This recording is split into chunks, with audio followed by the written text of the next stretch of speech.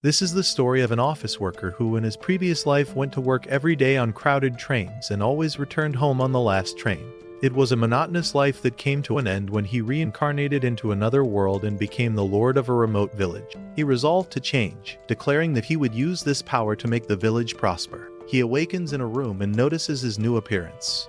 He gets out of bed and looks out the window. Upon seeing a completely different world, he wonders where he is. At that moment, a maid warns him to be careful. He apologizes and explains that he lost his breath because the view was so overwhelming. Hearing such advanced words surprises the maid, since he is only 2 years old and those expressions are far too complex for a child his age. The young boy becomes even more confused. As he looks around, he states that although he does not understand why, he remembers having lived in this place before. In his mind, he concludes that he has experienced reincarnation. He then asks if the maid's name is Till and if she serves him here, which she confirms. He also asks if his own name is Van Nefertio, revealing the identity of the young protagonist.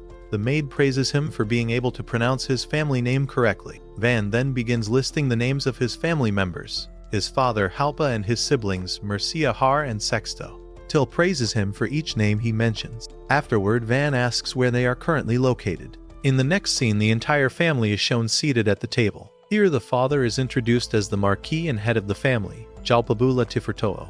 This is followed by the eldest son, Mercia Lago Fertio, then the second son, Hargo Fertio, and finally the third son, Sexto Il Ferto. Naturally, the fourth child is the protagonist himself, who meets even more servants assigned to him. While being carefully attended to, Van feels as if he is some kind of honored guest at a cabaret. To him it feels like extreme luxury. Putting jokes aside, he clearly realizes that he has reincarnated into another world while retaining his memories. Soon after, his father begins to speak.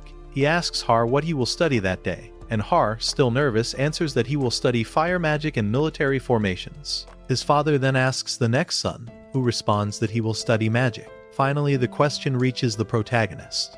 Van answers that since there is still so much he does not know, he will begin by studying the culture and history of the nation. Hearing this, his brothers are shocked, as he is only 2 years old. His father laughs in relief and remarks that his youngest son was not as poorly raised as he had feared. He declares that Van undoubtedly inherited his powerful fire magic, ensuring the future of the family. The father then looks at Van closely and says that he is looking forward to his magical aptitude test at the age of 8. Van explains that in this world, magical aptitude is essential. Nobles are required to master offensive elements in order to protect the people: fire, water, wind, and earth. Those who possess aptitude for other elements are considered a disgrace. He adds that his father and brothers possess aptitude for all 4 elements. Later, while alone in his study room, Van examines a map and asks Till about the creatures of this world. He asks whether there are many races, and Till replies that there is a great variety, including elves and dwarves. At that moment, another maid notices that Till has been discussing very complex topics. Realizing her mistake, Till apologizes, but Van reassures her, explaining that he asks these questions because he wants to learn everything. He then requests more information about magical artifacts. Till explains that they consist of magic crystals and certain gems. She adds that stones and minerals can store magical energy, and magical objects can be created from them according to one's magical aptitude. Seeing how attentively Van listens, the other maids begin calling him a child prodigy. Suddenly, an elderly man arrives and places several books on the desk. Van reacts with an expression that suggests disbelief at being given books at only 2 years old. The man explains that although Van is still young and learning only the basics, he wants to evaluate how much he remembers. Van then introduces the man as Esparta, the head butler, and his father's loyal servant for decades. Van explains to the butler that he still does not know much about written characters. Esparta then asks him about numbers. Van answers that he knows a little about addition and subtraction. In that case, Esparta asks how many fingers 3 fingers plus 2 fingers make, and Van answers correctly. For those who found it difficult, the answer is 5. The entire room falls silent for a few seconds. The old man approaches the desk and declares that from that moment on he will personally take charge of Van's education. Thus, a living hell begins for Van.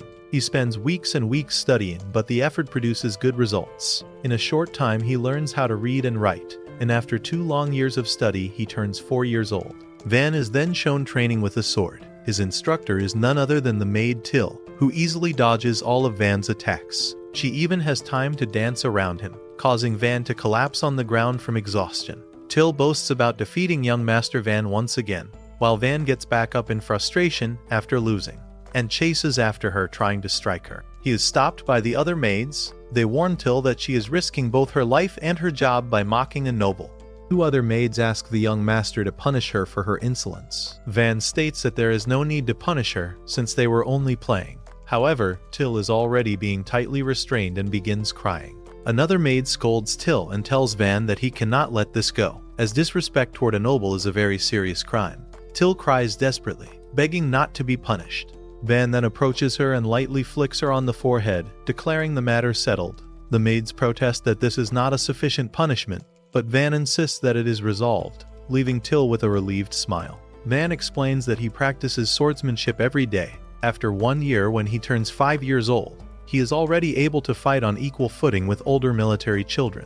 He is shown facing another child armed with a sword and shield. Van notes that when fighting only children, their attacks are easy to predict. He dodges a frontal strike and then forcefully hits the shield, knocking the other child to the ground and clearly showing the vast difference in experience. The rest of the children watch in amazement, saying that young Master Van is impressive. They admire his talent with the sword and even call him a sword prodigy. Van, acting like the courteous gentleman he is, helps the other boy back to his feet and asks if he is all right. This earns him even more admiration from the children. They comment that Van speaks to people like them, unlike other young nobles, and describe him as a very unusual person.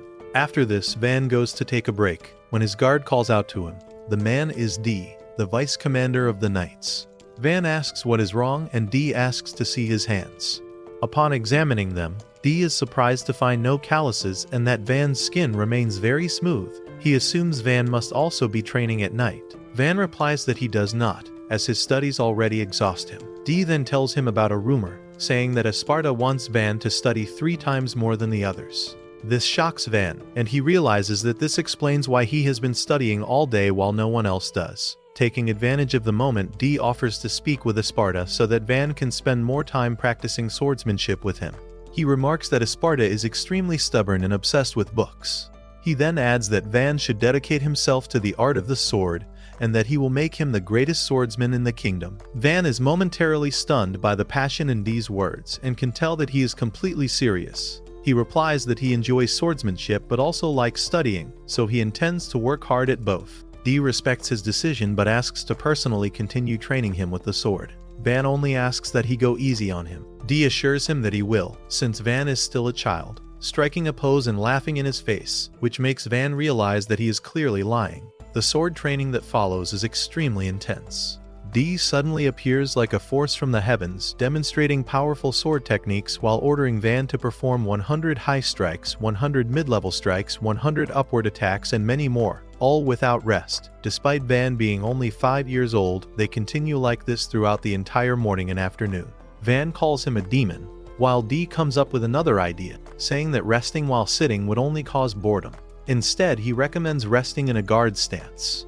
Van concludes that D is not a demon, but simply a massive idiot, though he is shocked to see that this idiot can sit in mid-air.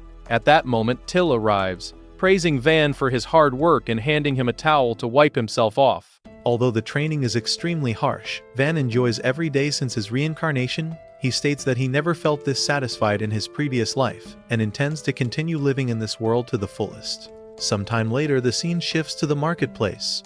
Van explains that he is now 6 years old and has begun to be called a prodigy child. Up to this point, his life has been filled with exhausting study sessions and relentless sword training. Back at home, Van collapses onto his books, completely worn out from studying. Van explains that he does the same things every day and is starting to grow tired of it. If this continues, he feels he will not be able to enjoy his life the way he wanted. He tells Till that he wants to go out and play. Till asks if there is any place he would like to visit, and Van asks to go to the market.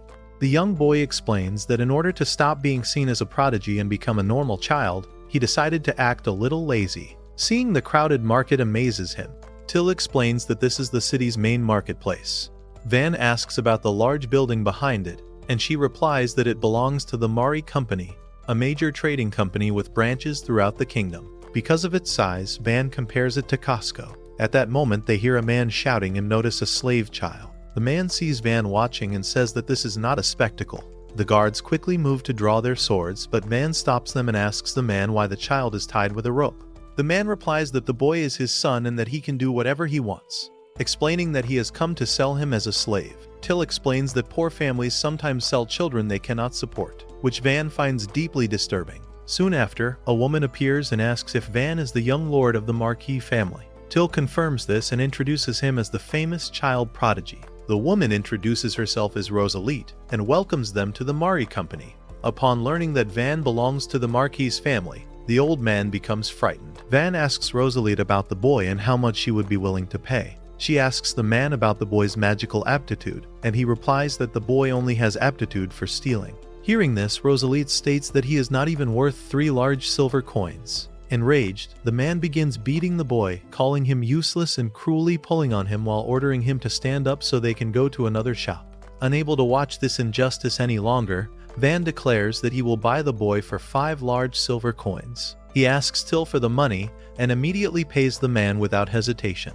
As soon as the man receives the money, he runs away, abandoning his son. Van approaches the boy, unties him, and helps him to his feet. He introduces himself by name, and the boy responds by giving his own name as well. Van tells Kam Shin that he is now free to do whatever he wants. Hearing this, Till asks whether Van did not buy him as a slave. Van answers that he only wanted to save him, but since Kam Shin has nowhere to go, he invites him to his home. The guards warn him that his father may not allow it. In that case, Van asks Kam Shin if he would like to come as his slave. Without hesitation, the boy accepts. Rosalite then explains that a slave contract must be completed first. She takes both of their hands and, while chanting a spell, completes the contract, placing a seal on Kam Shin's hand. She also adds that since it is their first visit, she will handle the work for free. Van thanks her, which makes Rosalite nervous. As she guides them toward her shop, she murmurs in amazement that this is the first time a noble has ever thanked her. After some time passes, Kam Shin is shown in much better health, now serving Van. A maid informs him that Vice Commander D is looking for him for sword training. Van asks her not to say anything and rewards her with a cookie. Van notices that Kam Shin is not wearing his gloves, and asks if he is not embarrassed to show his slave mark. Kam Shin replies that it is the opposite, as he wants everyone to see it. Van understands, but reminds him that he gave him those gloves using his own money. Without hesitation, Kam Shin puts them back on. Soon after, they hear D's voice. Kam Shin leaves the room and tells him that his master is not there. D does not believe him and notices crumbs around Kam Shin's mouth, asking what that is. Kam Shin quickly wipes his face but is accused of being bribed. D angrily says that Kam Shin has a lot of nerve to disobey the vice commander of the knights. Kam Shin reminds him that he is Van's slave. D acknowledges his courage for daring to respond. With his weapon burning, he declares that from now on he will train Kam Shin instead of Van. As time passes in the city, people continue talking about the upcoming aptitude test for the protagonist. Everyone expects him to soon become the lord of these lands. At that very moment, a storm breaks out. When it is revealed that young Master Van has no aptitude for any of the 4 elemental magics and only possesses aptitude for production magic, the situation takes a drastic turn. Production magic is considered the most pathetic of all forms of magic. This revelation leaves Van terrified and deeply disappoints the elders. They explain that production magic ranks at the very bottom. It is used to create materials and relies on imagination to form swords or jewelry. But all of that can be done even without magic. They question how Van could possibly protect the people with such a power. His father states that both he and his late wife Mira were extremely powerful fire mages, and finds it impossible that their child could be a production mage. He emphasizes that Van is the last child Mira left behind. At that point, he draws his sword and declares that this has gone far enough. He admits that he was foolish to place all his hopes on Van after seeing his great talent as a child, but never imagined such a disgrace would arise in his own household. He raises his sword. Van is in serious danger and desperately wonders what he can do. At that moment, Mercia steps forward. His father asks what he is doing. Mercia explains that at the border of their marquisate there is a village that has never developed due to its location. He suggests sending Van there. It is a nameless village with barely 100 inhabitants, and no special products. The northern mountains contain resources, but they are inhabited by massive magical beasts. Along one route lies the county of Ferdinand, ruled by Linda, and on the opposite side stands the enemy kingdom of Yeleneta. Mercia explains that the village is mainly used as a temporary military camp and is rarely utilized. The father understands his intention. Since the village is a recently annexed territory, its loyalty is still unstable. Formally sending a member of the family there could eventually help secure and expand their domain. Accepting this reasoning, he sheathes his sword and orders Van to take charge of that village and depart as soon as he is ready. He even praises Mercia for finding a use for someone he considers useless. With that, the elders leave the room. Van narrowly escapes execution. However, the young boy does not understand why Mercia would do him such a favor. At that moment, Mercia kneels before him and says that he could not bear to watch Van suffer. That is why he made such an absurd proposal, adding that Van is free to hate him if he wishes. Van instead thanks him, knowing that without Mercia he would have lost his life. Mercia then asks Van to allow him to do everything within his power to help him, and Van accepts, sealing it with a brotherly handshake. The next morning, Till's shouts can be heard as she defends her young master Van. She declares that even without magic, he is still a wise and admirable noble, and that it is unfair to exile him to a remote village. Van thanks her for her concern, but acknowledges that there is no longer any choice but to leave. He adds that a rural lord should not have to work excessively and will have plenty of free time, declaring that he will turn that village into a place suited to a relaxed and happy life. Soon after, several wagons depart loaded with his belongings. Since no official escort was provided, his brother Mercia hires 10 adventurers to accompany him. Van mentions that at first the journey felt especially cruel, as he was only allowed to bring his slave Kamshin, and he expresses gratitude for Mercia's kindness. At that moment, Till arrives, announcing that she is coming with him because she is his personal maid and cares deeply for him. She also declares that she will teach him everything she knows about swordsmanship, even as Van secretly thinks that he wants no more training. Van still cannot believe all of this is happening, recalling that he was told no knights would accompany him. When this is mentioned, Dee pretends not to remember. He then calls his subordinates Arb and Lo, and decides to join the journey as well. In addition, Van's tutor and academic instructor brings forward his retirement, stating that he has already prepared his successor. He wishes to spend the rest of his time supervising Van's education. Although much of Van's family is opposed to this, Van himself is shown smiling. He admits that he is also afraid of crossing the border. Kamshin notices that the carriage does not bear the family crest. Van explains that his father does not want anyone to know that he is sending his son away.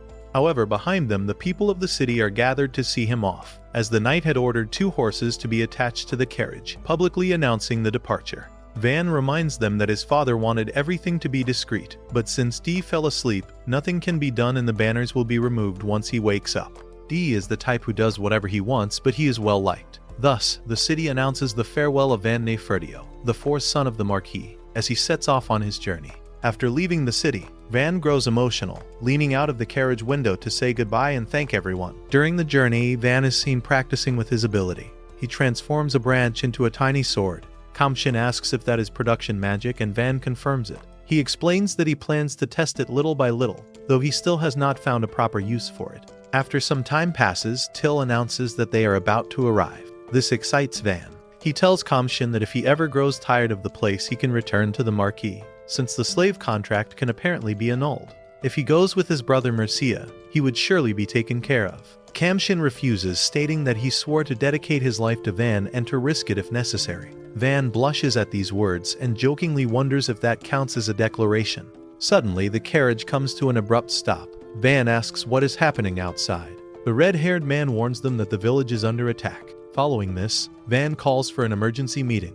Seeing that the bandits are experienced fighters, he assumes that the fence surrounding the village is useless against arrows. Comparing the number of people on both sides, he doubts they can win through numbers alone. Even so, he proposes that everyone attack together, believing this is the only way to stop the assault. However, the leader of the adventurers questions this decision, judging it far too risky and unwilling to let his men die. Van explains that this is his first domain, and that the villagers are his subjects. If he does not draw his sword in a crisis like this, he does not know when he ever should. The adventurer acknowledges Van's knightly spirit but emphasizes that such ideals do not apply to adventurers. Seeing no other option, he asks the leader to at least protect Van and retreat if necessary. At that moment, Esparta intervenes and strongly opposes the idea. He states that if the village is destroyed, it will have no future even if Van survives to govern it. He adds that although he is old, he is a 4-element mage, and they can rely on him in battle. Taking command, Esparta explains his plan.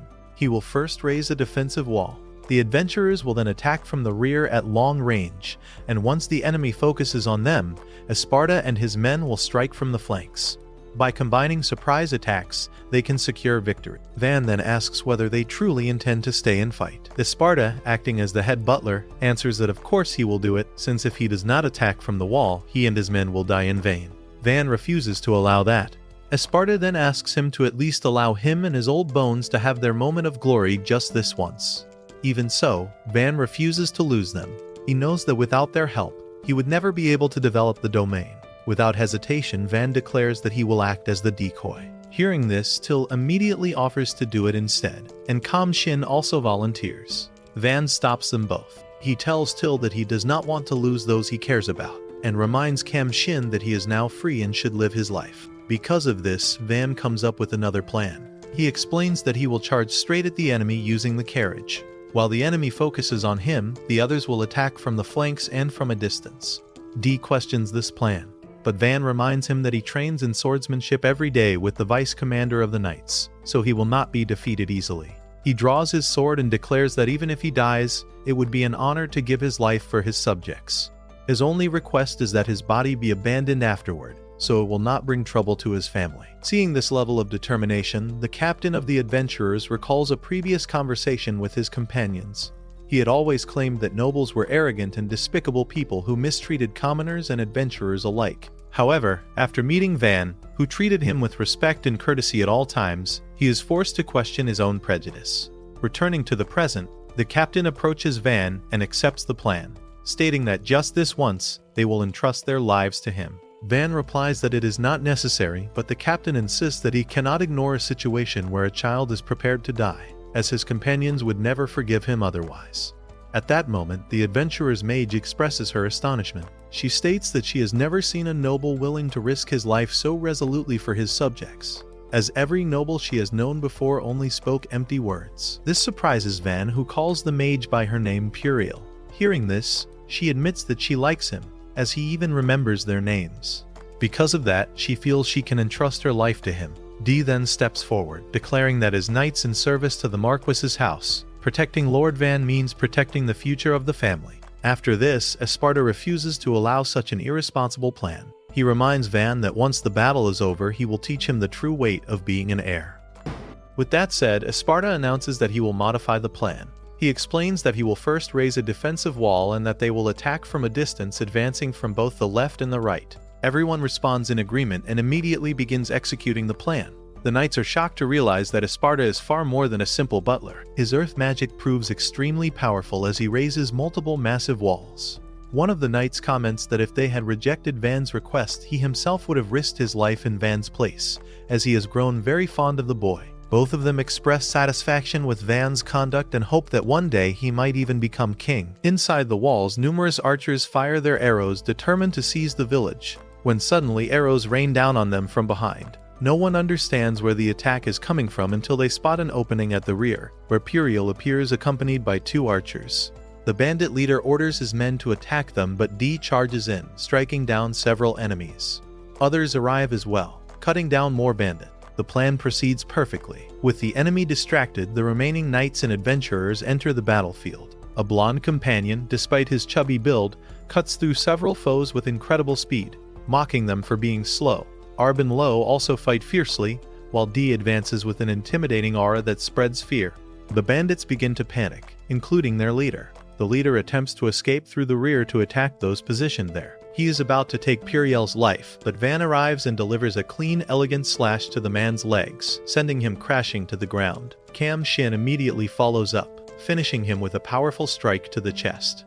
It is a perfect display of teamwork. Van then warns that the enemy may regroup and focus their attack on that position, telling them to remain alert at the front. These words leave Puriel deeply astonished, making her wonder who this young boy truly is. After the battle ends, it is stated that they managed to suppress the enemy without suffering any casualties, achieving the best possible outcome. With that, only the payment remains to complete the request.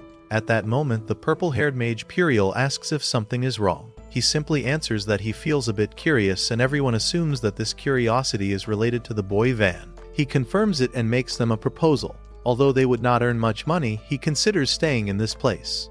This makes everyone pause and think. One of them apologizes, explaining that they already have another request to fulfill. He tells them not to worry and expresses his hope that they will meet again. Thus, they part ways with the rest of the adventurers. However, Puriel decides to stay behind, saying that Van saved her life and that she must repay the favor. The others who remain comment in amazement that he is only 10 years old. Everyone agrees, adding that he is the only noble they actually like. They all become eager to see what kind of domain the young Van will build, and decide to help him for a while longer. At that moment, Till scolds Van for putting himself in danger, and the protagonist apologizes. Soon after, Dee arrives, declaring that the victory was magnificent and praising Van for his efforts. Esparta then approaches and informs them that the villagers have gathered at the entrance. Van thanks him and, walking toward the gate, states that it is time for his introduction. As they enter, they notice that the village is large, but the people look exhausted and extremely thin from hunger.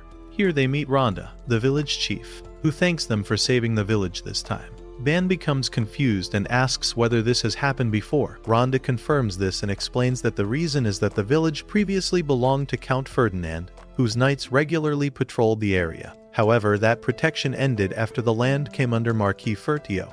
Upon learning this, Van apologizes on behalf of his father. He explains that his father is still unaware of the situation in small villages. Rhonda then asks if this means that because they do not pay much in taxes, they are not worth protecting. Van responds that complaining alone will solve nothing. This angers one of the villagers, but Van clarifies that he is speaking about the future of the village. While nobles bear great responsibility, the true problem lies in the laws imposed by the royal Belrinet family. Those laws cannot be changed right now, so the only option is to find solutions within the current system. Van proposes 3 concrete measures. First, to give the village value that the kingdom cannot ignore. Second, to earn money and hire mercenary. Third, to remodel and develop the village itself. A woman intervenes, saying that they had thought of such ideas before, but that they are extremely difficult to achieve. Van reassures her, saying that they now have him as their new lord. The villagers are not immediately convinced. To support Van, Esparta steps forward and introduces himself as the former chief butler of the Marquis' household, declaring that Van is a genius.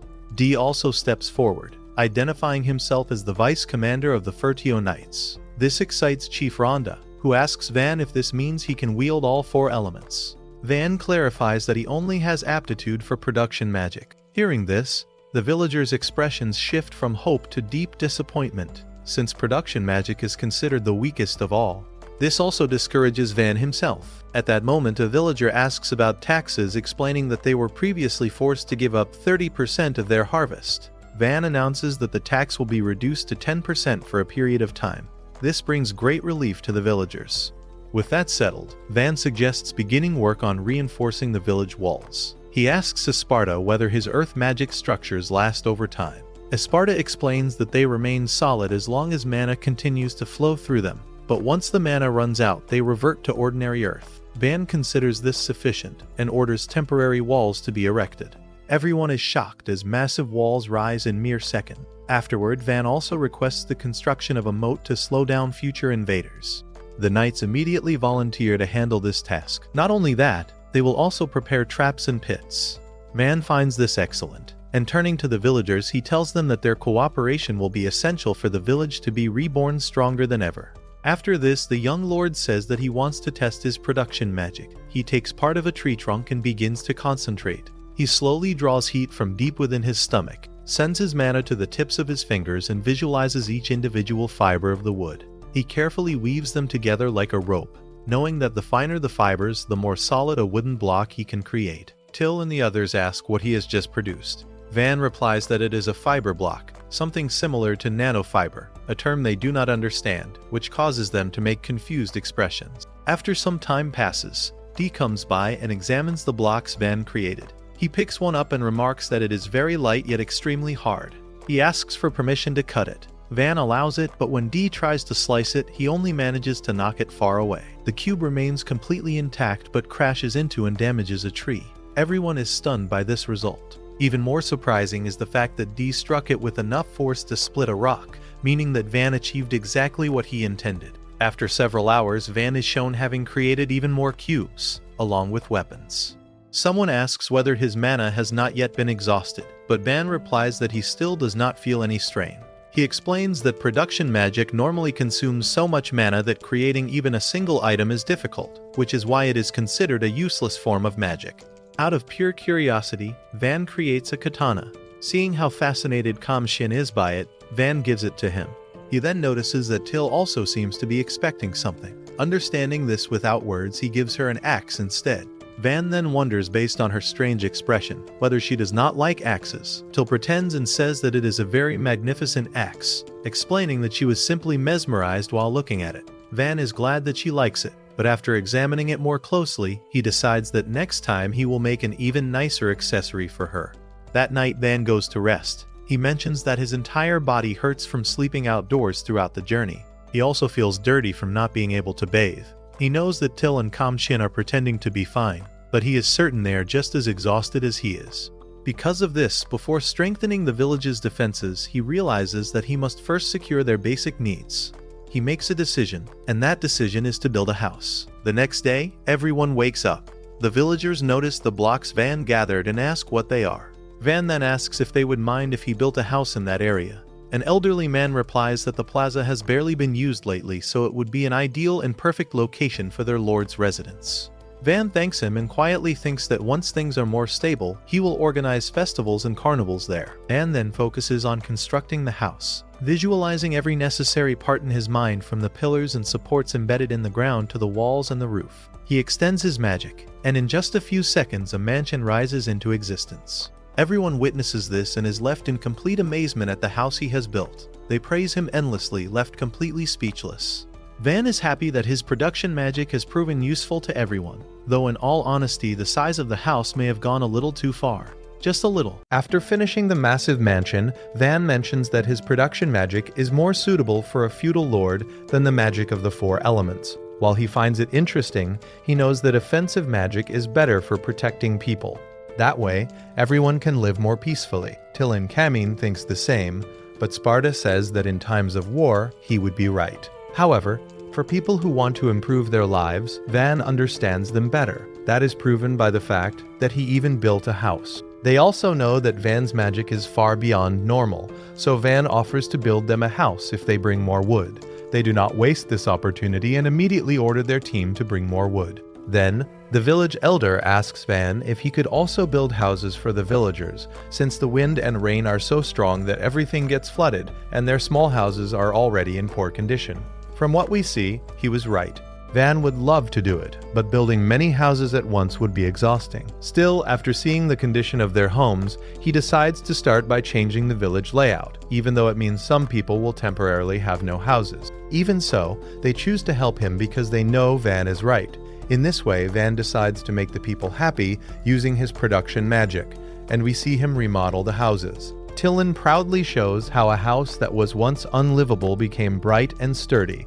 Everyone is amazed by Van's massive amount of mana, as well as his high-level architectural sense. Van explains that the design uses a grid system, where 4 houses are grouped into one block and arranged so that the main roads form a network. He also made all the houses identical to avoid inequality. For now, these houses are temporary, but once he obtains high-quality stone, he will improve each one to better suit the families. He also tells them that he built simple bathrooms next to the mansion, which makes the women very happy. Van, however, only thought of them as places to bathe, revealing in his mind that bathrooms were the easiest thing for him to make, since they were something he enjoyed the most in his previous life. He asked Pariel to fill the baths using water magic and Kashi to heat the water with firewood. In short, they are traditional baths and everything is peaceful, until Tilly and Pluriel invite Van to bathe with them. Van refuses, saying he is already too old for that. While the 2 women bathe, Pluriel mentions how Van gave the same luxury to the villagers, calling him an incredible and rare kind of noble. She gets emotional and takes the chance to talk about how amazing Van is, telling stories about how he was already skilled in swordsmanship and studies at just 2 years old, and she goes on talking about his entire life, from childhood until now. Poor Pluriel. At night, Van is enjoying a shower when Kamshin looks at his body and asks if he has gained muscle. The purple-haired man cannot believe it, saying Van looks thinner than D. Van replies that it is obvious, because next to that guy, everyone looks thin. Kamshin promises to keep training to become like Lord D, but Van asks him not to. Just then, D and his companions appear. Van tries to escape the situation, but D stops him and forces him to enjoy time with his friends. After that, Van returns to his room, lies down on his bed, and falls completely asleep. The next day, they inspect everything. Kami reports that the knights have finished the moat. Van is pleased, but recommends filling it with water. After all, they can also use it for drinking and bathing. With that idea in mind, they ask Sparta for help. Using his magic, he diverted water from a nearby river, while Kamen and the others dug by hand. In the end, Van supported them by reinforcing the ground and the walls. Watching everyone work together, Van thinks about how fun it is to do something as a group with the same goal. Since this is necessary for the village to progress, he hopes they will finish in just 1 week. By late afternoon, the workers inform Van that he can already see the village. This surprises him, but he decides to stop for now. Dee tries to convince him to continue, saying they could reach the village in just a few more hours. Van refuses, pointing at Kamshin and his companions and asking Dee to show mercy. With no choice, Dee agrees to stop, though he says he thought he had finally found a new form of training. Yes, for the strong Dee, this was only a warm-up. Van is shocked to see that Dee still has so much strength and energy left. Not only that, Sparta also looks a bit disappointed that they are not continuing. Truly, both of them are legendary workers. The next day, they finally reach the river. Van gathers the knights to thank them for their great effort in finishing the work, knowing they must have suffered doing it. After that, he orders Sparta to let the water flow, breaking the wall and allowing the river to move again. Everyone applauds as the water flows smoothly and reaches the village. The villagers watch in amazement as the water finally surrounds the entire area. When Van arrives, he notices that the water is close to overflowing and could rise even more when it rains. This gives him the idea of creating a lake behind the village. He thinks it is a brilliant idea because using a lake as a water reserve would help them during droughts, so they decide to do it. Once it is finished, Tilamshi comments that for a village that once had no water, even a lake can serve as a reservoir. Now they no longer have to worry about running water. As the people watch this, the old man thanks Van because after so long, they no longer need to walk all the way to the river to get water. Van says there is no need to thank him because it also makes him very happy to see the water reach the village, and now the villagers can live peacefully.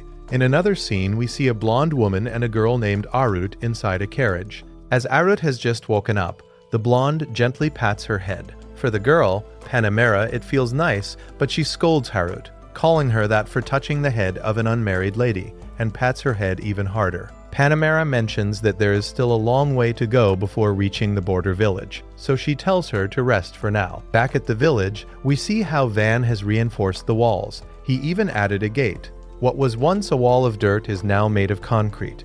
They realize he achieved this by mixing earth and stone, making it impossible for bandits to break through such a strong wall. Still, he decides that this is not enough security, so he installs ballistas on top of the walls, equipped with front shields so they can fire while staying protected. Till is amazed that Van's production magic can create almost anything. Even though the village is small, it already looks like a fortified city. In Dee's words, it looks more like a small fortress. He says that no bandit will ever be able to get through. Then he brings up something interesting, wondering what would have happened if Lord Halpa, Van's father, had realized Van's power before casting him out. He knows that the Marchese would have prospered with Van's help. Sparta suggests that he should not call it that, saying Van simply prioritized defensive power. But for Dee, this cannot be ignored.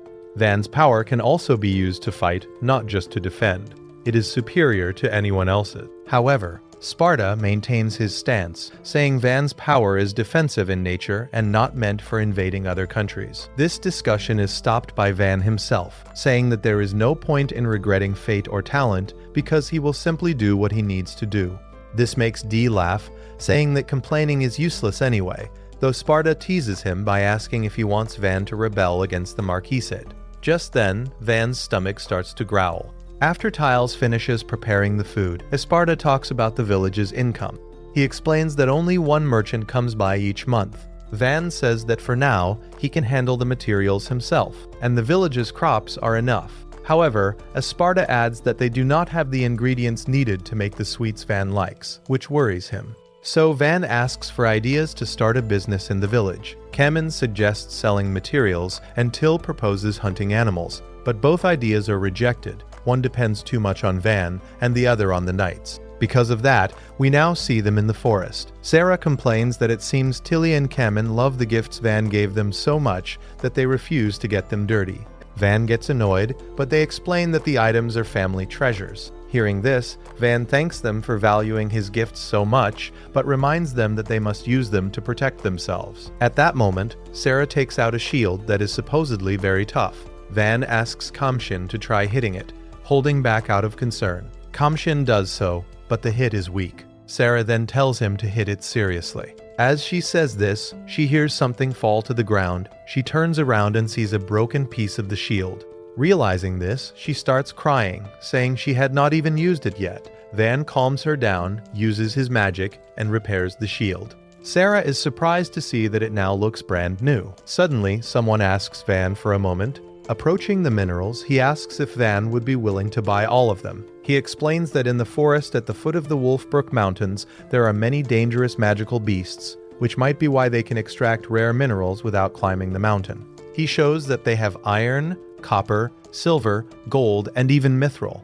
Van is shocked and asks why no one mined these minerals before. The man says this is only a guess, but it might be because the area is far away and hard to access, so knights only come to explore. From this, Van understands that if these minerals are here, the mountain range must be full of resources. He asks if he can use the iron ore, and they allow it. We then see Van use his magic to shape it into a cube. He explains that although he melted it, he did not remove all the impurities, so he is not sure how pure it is. Sarah's chubby companion is amazed and asks Van if he could make swords for them. Van agrees without hesitation. Sarah asks for one short sword and one long sword. Van immediately starts working. He focuses on the thickness and compresses the metal as much as possible.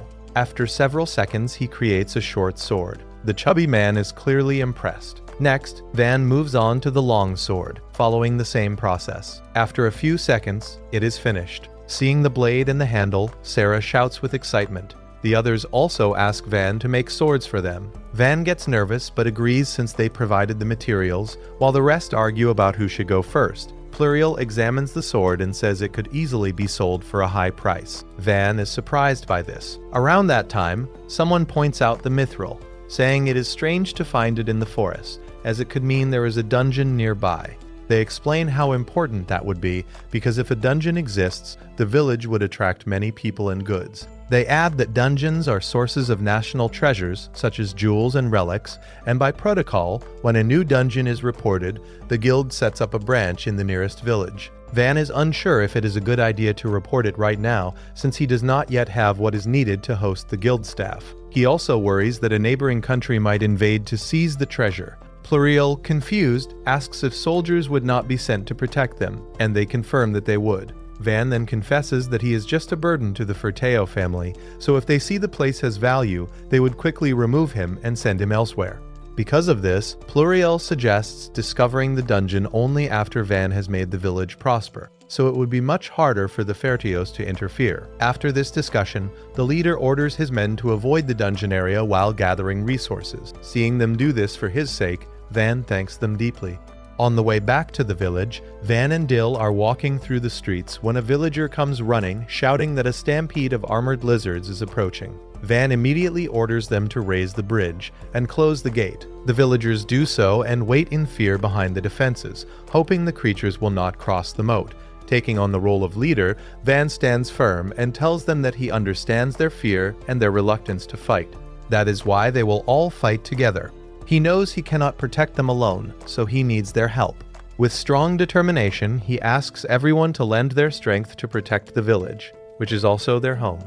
Upon hearing this, all the villagers agree. Van thanks them and asks everyone to go to the walls, so they all rush to take their positions. Kamshin then informs him that Underscore and his group left their house and are not in the village. Knowing this, Van decides to go to the front lines. However, T stops him without saying a word. Her tears are enough for him to understand. At that moment, D approaches and asks what is going on. Van kindly asks him if he could go up and report the situation, while Van gives the orders from below. D agrees and runs ahead. From the top, he spots the enemies. Van quickly asks how many armored lizards there are.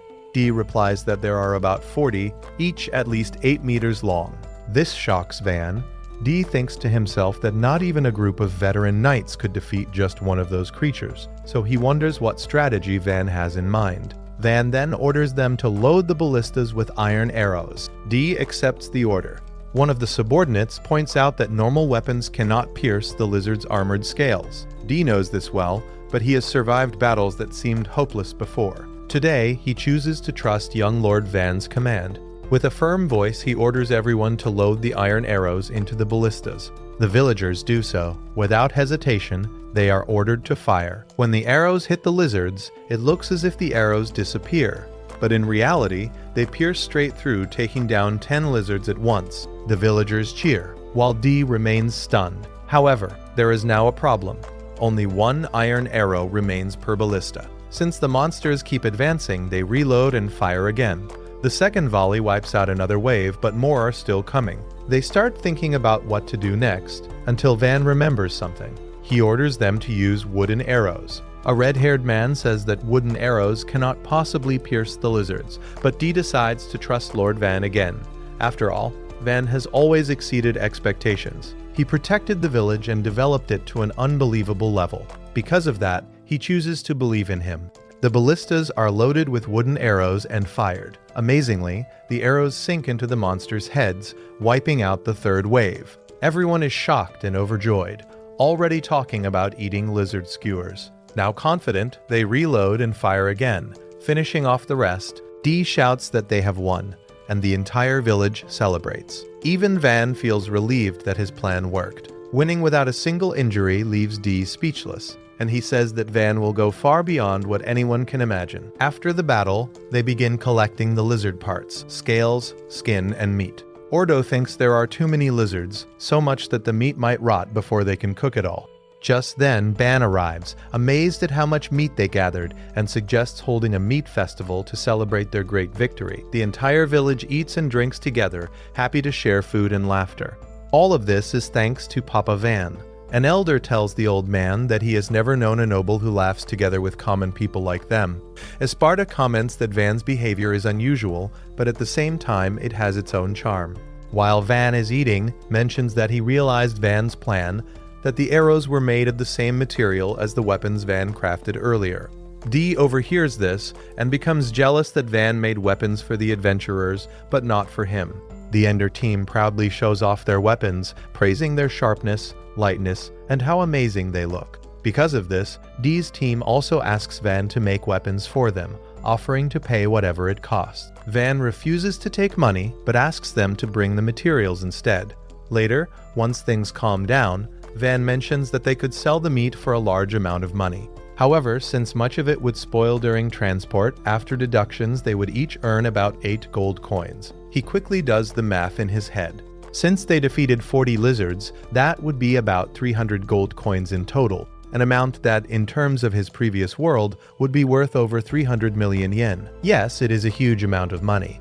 Van is happy about it, but Esparta quickly brings him back to reality, reminding him that the law says if a settlement earns more than 100 gold coins, half of it must be paid as tax to the Marquis.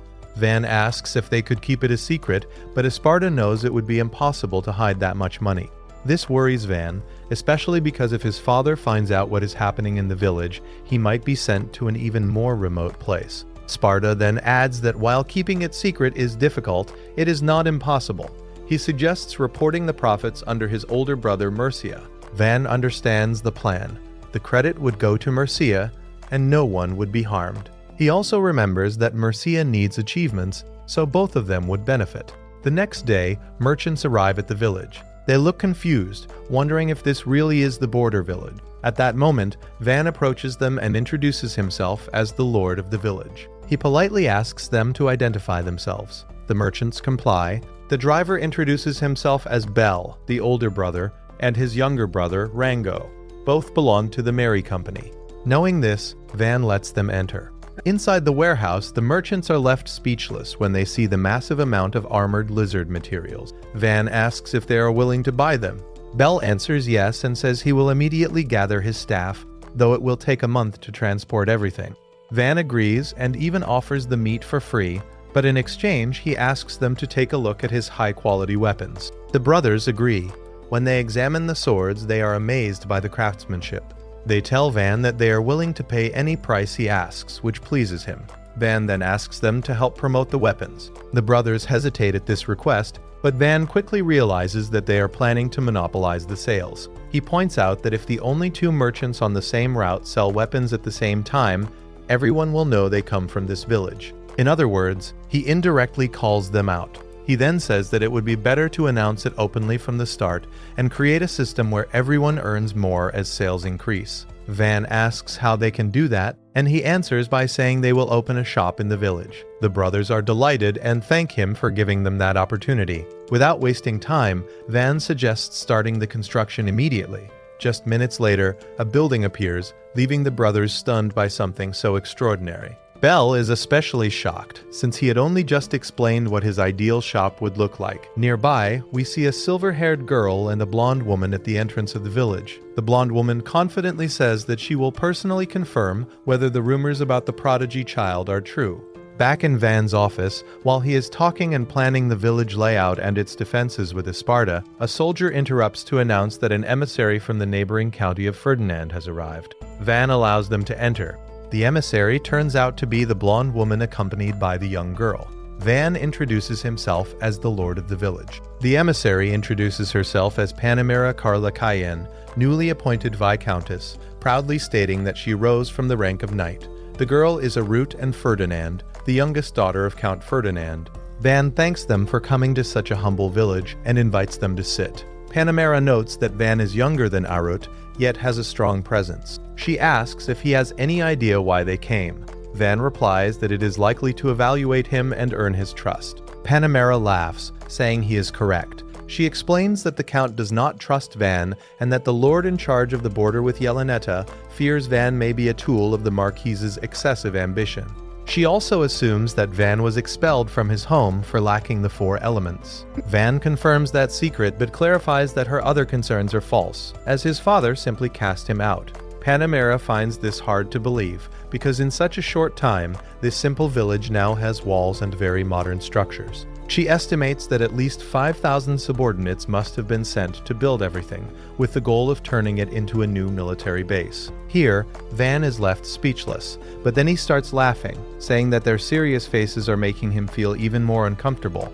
He tells her not to worry, and that he will explain the misunderstanding. He explains that his father only allowed him to take Kamshin and whatever luggage he could carry, and that he left without saying goodbye to his family. Everyone else came by their own choice. Dee interrupts and adds that he followed Van because of his sword talent and great potential. Even though the knight captain ordered him to return, he chose to leave anyway. Esparta then says that he is already old, but he wanted to continue educating Van, so he announced his retirement and came with him to spend his remaining years passing on his knowledge. Till says that Van treats everyone equally. He is a good person, and that is why she wants to serve him forever. All of this leaves Panamera and Arut speechless. Still, Panamera asks how such a drastic change happened in the village. To explain it, Van asks them to go outside. Once there, Van says he will begin. First, Sparta raises a wall of earth. Seeing this, Panamera is amazed that he is not just a simple butler, but actually a first-class mage of the 4 elements. However, Sparta explains that once his magic runs out, the wall would collapse on its own. That is when Van steps in, transforming the wall into a solid structure and using cubes to create a door, completing the construction in just a few seconds. Panamera cannot believe it. Arut asks Van what kind of magic he has, while Panamera remains in shock. Van replies that he has the most useless magic in the world, production magic. Hearing this, the young girl recalls her past. Van continues explaining how he was kicked out of his home as soon as his aptitude was discovered, which means his father does not know the true potential of his power. Panamera finds this absurd, believing that with such power, the Marquis could greatly expand his influence. Aside from that, Panamera reveals that she was actually sent to assess a possible engagement between Van and Arut. In his mind, Van understands that this is meant to prevent possible hostilities. He then clarifies that he only intends to keep developing the village and has no desire to seek conflict with anyone, so he does not think an engagement is necessary. Panamera admits that she was originally against the engagement, since Van was a child exiled to the border, and whether he was capable or not, she believed Arut would end up unhappy. Van agrees with her point of view. However, Panamera says that after seeing his behavior, how he treats his subordinates, and his power, She has changed her mind. She even says that if they were the same age, she would offer herself as a candidate. Yes, the bold blonde aiming much younger. Van takes this as a compliment and feels happy. Panamera then asks Arut what she thinks and whether she wants to accept the engagement. The young girl admits that Van is a good person, but she is still unsure. Van supports her, saying that he is also not at the age to think about such things and suggests taking it slow. Panamera agrees. She then says they will stay the night and wait until the next day for her answer. Van is surprised to hear this. Panamera laughs and says that it is the first time she has seen Van act like an actual child. Putting the jokes aside, she tells Arut that if they are going to stay, they can lodge at Van's residence. Hearing this, the young girl gets nervous and blurts out that she cannot sleep in a man's room. Panamera laughs and asks Van if he has guest rooms. Van replies that he does not, but tells her not to worry because he can make one instantly. A few minutes later, Panamera and Arut see the inn Van created, leaving them both stunned. That night, they all have dinner together. Van asks the young girl if she likes the food, and Arut replies that it is very delicious. Van takes the chance to make conversation and asks what she likes. The girl answers that she likes pretty things, such as flowers and dolls. Van asks her to show him some of those one day. Arut agrees and adds that she brought several dolls in her carriage and could show them the next day. Van thanks her, which makes Arut's heart flutter. At that moment, Kamshin and the others also ask to see the dolls, and Arut agrees without any trouble, making everyone happy. After finishing dinner and getting ready to sleep, Panamera says she is very sleepy and excuses herself, leaving the two children alone. In the quiet moment, Van asks Arut if something is bothering her. Gathering her courage, Arut thanks him for everything. She says she was very nervous because she thought she might be forced into an engagement, but now she feels calmer knowing how kind he is. Blushing deeply, she runs off while saying goodbye to Van. Later, Sparta tells Van that if the Count's family sent Lady Arut for an engagement, it might be because she lacks aptitude for the four elements. Van understands, knowing how painful it is to be cast out of one's home like that. Still, he says that he wants to respect Arut's wishes. If she cannot return home, she can stay in the village without needing to marry him, and if she ever wants to go back, they will help her. Now we move to Arut arriving at the inn. Panamera greets her and asks if she confessed. A very embarrassed Arut answers no. Panamera then says that although she planned to return the next day, she is now considering staying a few more days. She asks Arut what she thinks, and the girl says she agrees. That night, before going to sleep, Arut decides that she will start a conversation with Van the next time they meet. She admits she feels very excited for the next day, and with that thought, the young girl closes her eyes.